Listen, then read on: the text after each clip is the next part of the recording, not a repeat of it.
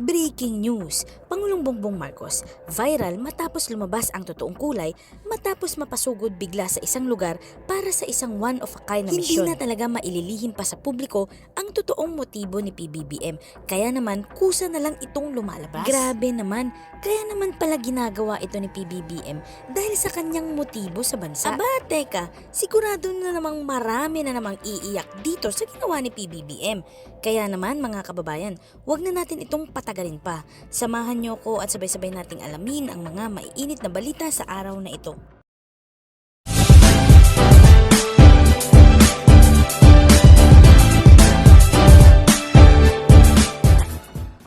Just in, personal na pinaabot ni Pangulong Ferdinand R. Marcos Jr. ang 100 million pesos na tulong ng Pangulo sa mga pamahalaang panlalawigan sa Sultan Kudarat at Cotabato. Ibinigay ng Pangulo ang cash assistance habang pinangunahan niya ang pamamahagi ng iba pang tulong pinansyal at serbisyo ng gobyerno sa mga magsasaka, mangingisda at mga pamilyang apektado ng El Nino phenomenon sa dalawang lalawigan. Ang Pangulo ay nagbigay ng tig 50 million pesos kay Sultan Kudarat Governor Dato Pax Ali Mangundadato at Cotabato Governor Emilio Mendoza sa seremonyal na turnover sa Sultan Kudarat Sports and Cultural Center. Sa talumpati ng Pangulo, sinabi ni PBBM na ang pamamahagi ng tulong pinansyal at pagbibigay ng iba't ibang serbisyo ng gobyerno ay nagpapakita ng pangako ng administrasyon na iangat ang buhay ng mga mamamayang Pilipino sa bagong Pilipinas. Tiniyak din ni Pangulong Marcos sa mga magsasaka, mangingisda at mga residente ng Sultan Kudarat na uubusin ng administrasyon ang lahat ng mapagkukunan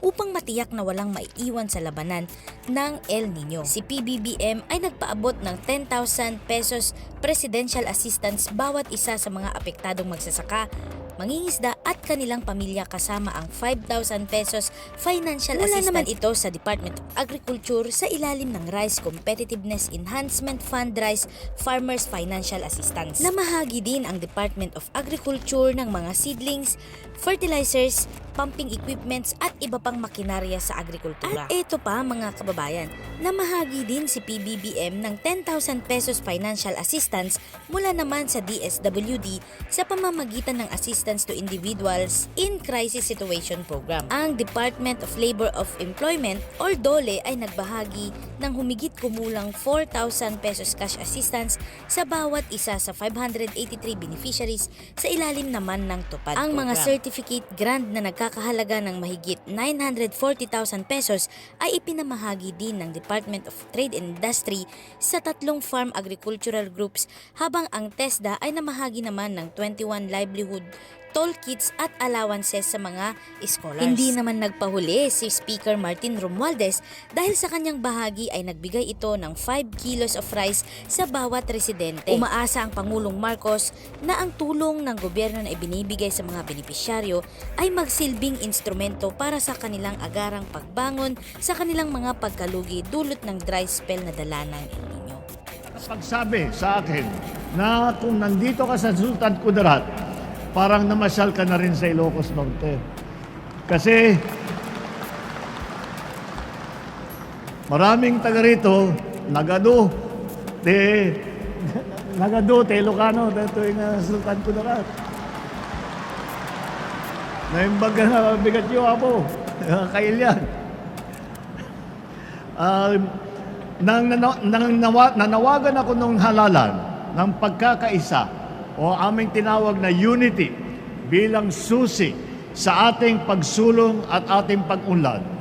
Alam ko na hindi ito lamang ito teorya, hindi lamang ito campaign slogan, kung hindi ito talaga ang nagiging solusyon para natin matugunan ang mga suliranin na hinaharap ng Pilipinas.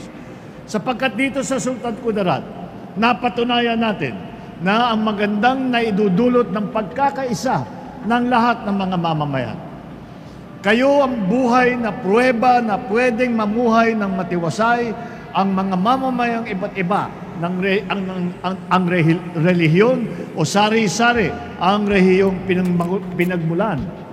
Ang resulta nito ay hindi lang mapayapang lipunan, ngunit isang maunlad na ekonomiya, isang asensadong Sultan Kudarat na payapa at progresibo. Subalit, meron tayong isang matinding kalabang kinakaharap ngayon, ang El Nino. Dito kailangan ating mas pinaigting ang pagkakaisa upang tayo ay manaig at magtagumpay. Kaya ito ang pakay ko ngayon dito sa inyo. Hindi lang maghahatid ng tulong pero magbibigay ng pangako. Nakasama nyo ang pamahalaan sa paglaban sa masamang epektong dulot ng El Nino.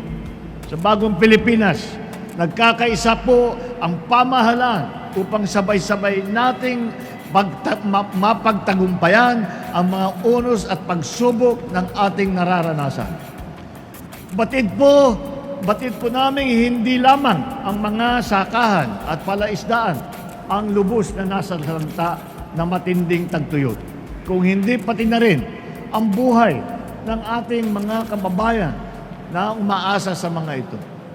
Kaya naman po, pangungunahan natin ang pamamahagi sa ating mga magsasaka, sa ating mga mangingisda, sa kanilang pamilya ng presidential assistance na nagkakahalaga ng 10,000 piso bawat benepisyaryo. Alam nyo po, dahil marami po tayong programa sa DSWD, meron tayong programa sa Department of Agriculture, meron tayong mga programa, yung tupad naman sa DOLE, upang tumulong. Ngunit, nakita ko, pag umiikot ako sa buong Pilipinas, sabi ko, baka meron pa rin tayong maidagdag doon sa mga ibinibigay ng mga iba't ibang ahensya ng pamahalaan.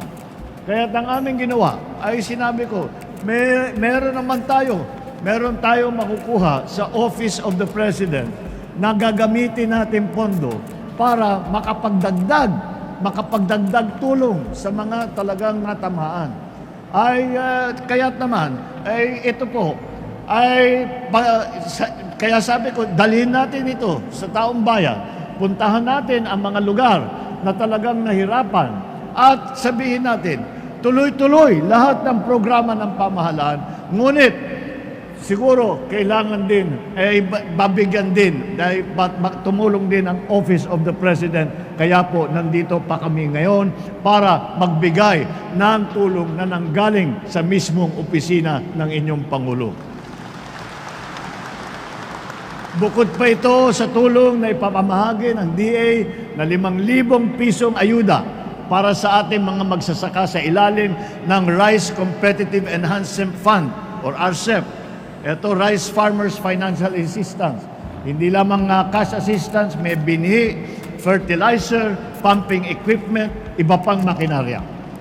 Sa tulong naman ng DSWD, mamamahagi tayo ng 10,000 pisong ayuda sa ilalim ng Assistance to Individual Crisis Situation Program o AICS.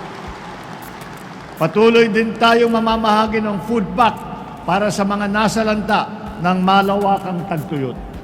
Nandito rin ang iba pang mga ahensya tulad ng DOLE na mamamahagi ng humigit kumulang na 4,000 piso ayuda para sa 583 na benepisyaryo sa ilalim ng tulong paghanap buhay sa ating disadvantage o ang tinatawag na TUPAD program.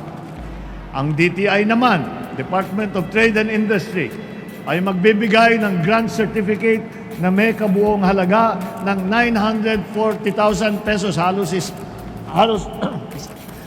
isang bilyon para sa 3 samahan ng magsasaka.